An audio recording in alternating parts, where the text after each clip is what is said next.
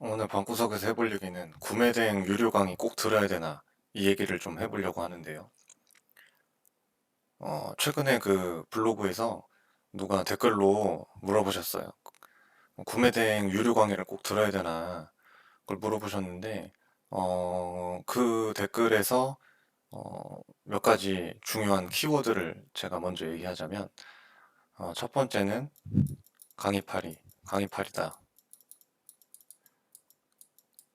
그리고 10%만 어차피 살아남는다. 그리고 이 온라인 마켓에서 온라인 판매에서 어, 첫 번째 단계다. 그러니까 구매 대행이 첫 번째고 뭐 사입도 있고 그 다음에 배대지 사업도 있고 뭐 여러 가지가 있는데 그 중에 첫 번째 단계인데 과대 광고가 심하다.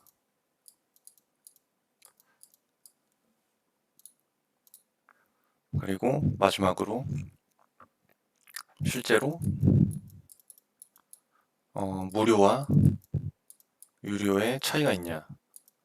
이걸 물어보셔서 제가 간단하게 말씀드릴게요. 첫 번째로 제가 말씀드리고 싶은 거는 저는 다시 1년 전으로 돌아가도 들을 것 같아요. 다시 강의를 들을 텐데 누구의 강의를 들을지는 본인이 선택하는 거죠. 그거는 사람마다 보는 눈이 다르기 때문에 누가 더 잘하냐, 누가 더 못하냐, 이거는 본인의 선택이고, 그리고 강의를 하시는 분들이 자기는 잘하지만 강의는 상대적으로 못할 수도 있고, 뭐 퍼포먼스가 낮지만 강의는 생각보다 잘해서 그 밑에 들으시는 분들이 퍼포먼스가 잘 나올 수도 있죠. 그렇기 때문에 선택은 본인이 하는 거죠. 첫 번째 제가 말하고 싶은 거는 이 얘기부터 할게요. 유료와 무료의 차이는 분명히 존재해요. 저도 그 유료 강의를 처음에 듣기로 하고 무료 강의들을 이미 요거 하기로 마음 먹었어요. 마음 먹은 상태에서 무료 강의들을 봤는데 어, 여기서 들었던 거랑 실제로 제가 이걸 들어보니 분명히 차이가 있다. 그 차이는 우리가 지금은 모르겠는데 한창 핸드폰 같은 거 살 때 뭐 공짜폰 그리고 뭐 성지 찾아가서 싸게 사고 이런 거 많이 하잖아요. 근데 공짜폰을 사든 뭐 최신형 스마트폰을 사든 카톡 똑같이 되고 게임도 똑같이 되고 다 돼요. 다 되는데 로딩의 차이가 있죠. 최신 폰은 5초 만에 로딩이 되고 공짜 폰, 그러니까 보급형 스마트폰은 뭐 50초가 걸린다. 이 갭은 분명히 존재할 수밖에 없는 거예요. 상식적으로 돈이 되는 정보를 무료로 푸는 사람은 절대 없죠.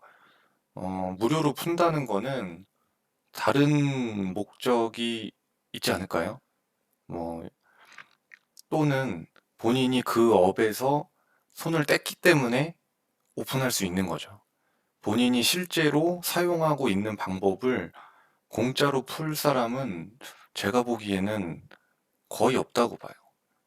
왜냐하면 본인이 실제로 사용하고 있는 방법인데 이걸 다 풀어버리면 더 이상 그것은 노하우가 아니죠. 모든 사람이 다 알고 있는 거는 노하우가 아니니까.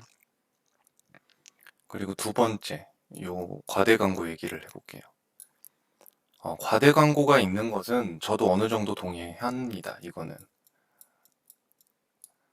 이건 어느 정도 동의를 하고 모두가 다 잘 될 수 없고 그리고 강의 때 A라는 방법을 알려줬는데 나는 실제로 A라는 퍼포먼스를 내기 위해서 했는데 뭐 A 다시가 나오거나 B가 나오는 경우가 있어요.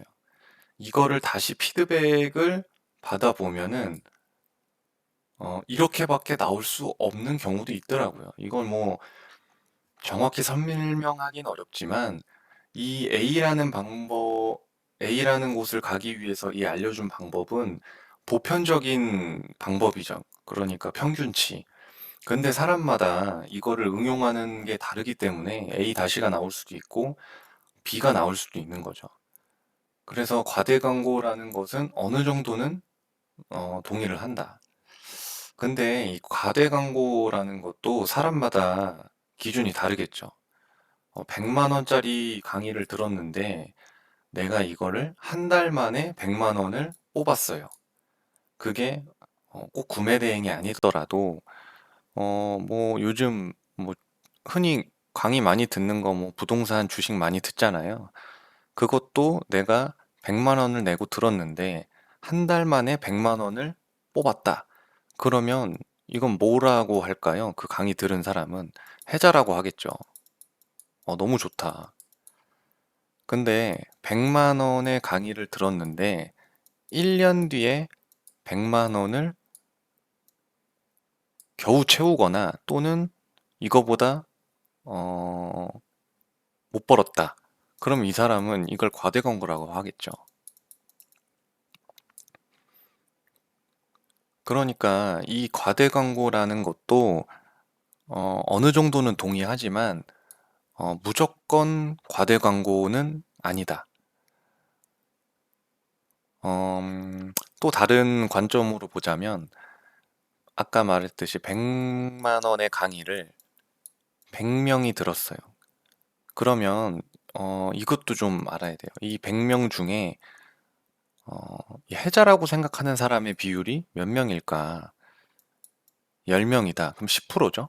그러면 이 강의를 들었을 때 상위 10%는 해자라고 한다. 그 얘기는 돈을 벌었다는 얘기죠. 최소 이 가격만큼은.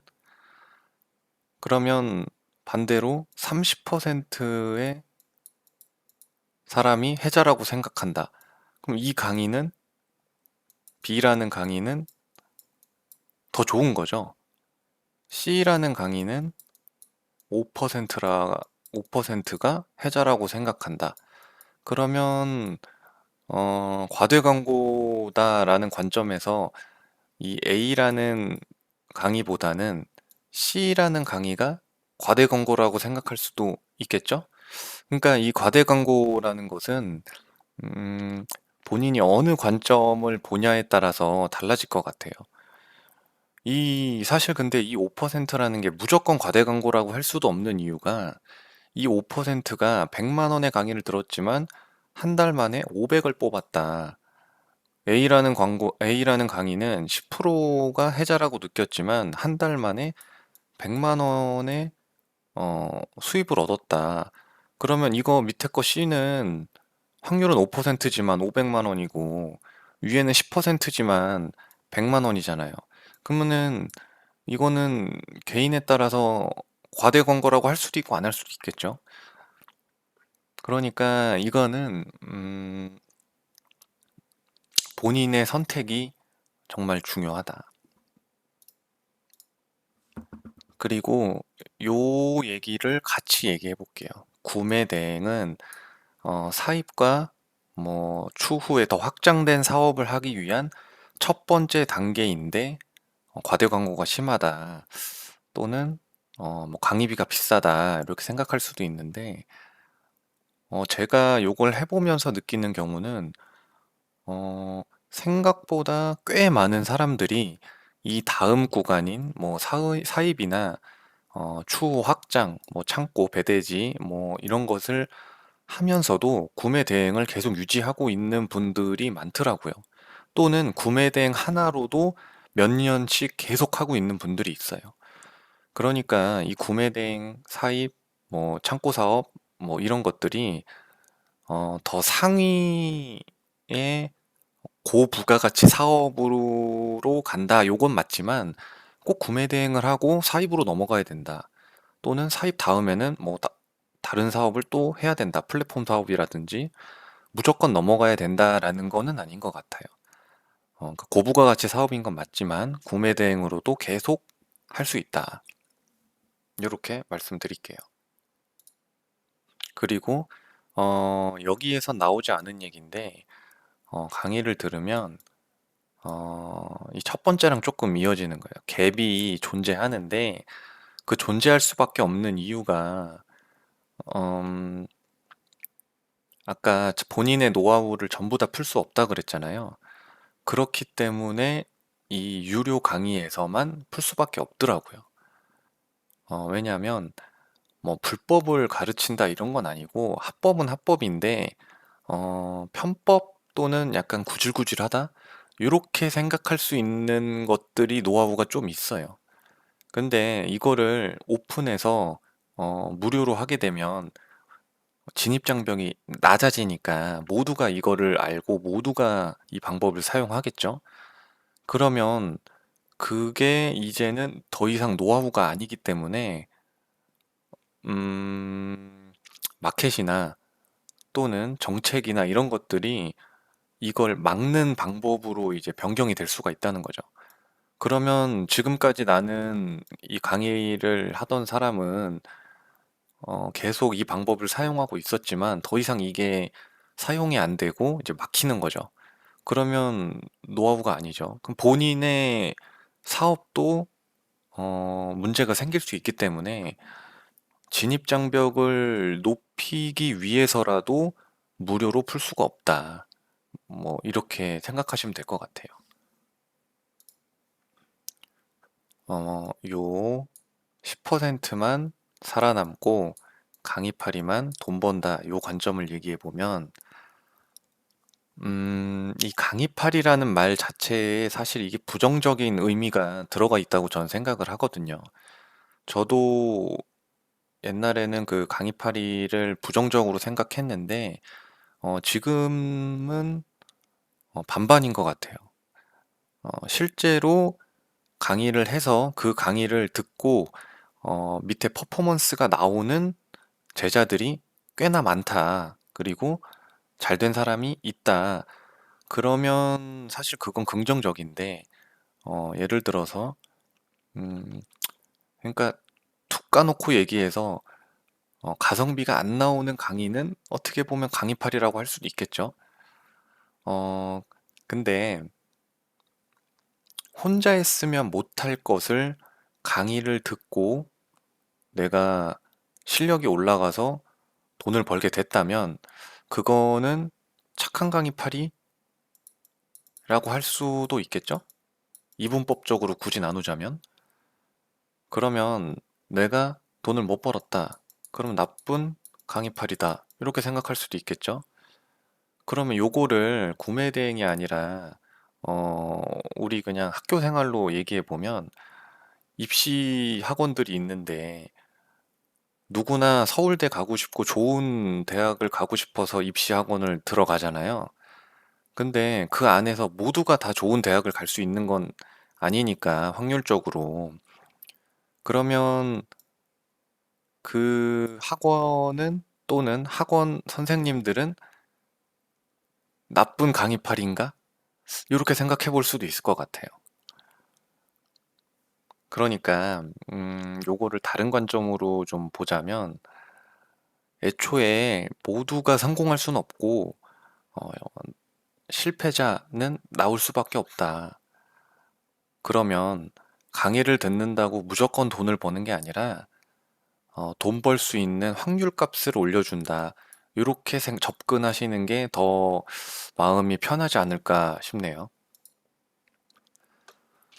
마지막으로 제가 그냥 얘기를 하자면, 제 얘기를 하자면, 어, 분야가 어떤 분야든 강의를 듣자라고 고민을 하고 있다면, 이 고민하는 것 자체가 이미 그 사람은 1인자가 될 그릇은 아니라고 생각해요. 저 또한 마찬가지고, 애초에 1인자가 될 수 없다면, 내가 혼자 일을 시작하고 혼자 이 노하우를 발견해서 하려면 어, 애초에 뭐 2인자는 건너뛰고 3인자, 4인자, 5인자 쭉쭉 가서 결국은 이 그 분야 피라미드의 밑바닥을 깔아줄 수밖에 없잖아요, 사실. 그럴 바에는 1인자라고 생각하는 사람을 찾아서 이 사람한테 배워서 내가 2인자가 되면 되겠죠. 이게 꼭 구매 대행이 아니더라도 저는 이 방식으로 지금 모든 걸 좀 생각하려고 하거든요. 나는 어차피 1인자가 될 깜냥이 아니고 그릇이 아니기 때문에 1인자를 찾자. 그 1인자를 찾는 방법은 뭐 여러 가지가 있겠지만, 저는 사실 이 구매된 강의를 처음 들은 건 아니에요. 다른 거를 이제 뭐 강의도 듣고 해봤는데, 해보니까 좋더라고요, 생각보다. 어, 그러면 앞으로 이런 식으로 인생을 살면 되겠다. 그래서 제가 강의 구매 대행을 제 친구한테 추천을 받았을 때, 그 친구가 어, 이 사람이 괜찮다. 이 사람의 강의를 듣자라고 했을 때, 저도 오케이 했죠. 이 1인자라는 게 스스로 검증이 됐다면, 이 1인자한테 돈을 내고 확률값을 높이는 돈을 사서 내가 2인자가 되면 되죠.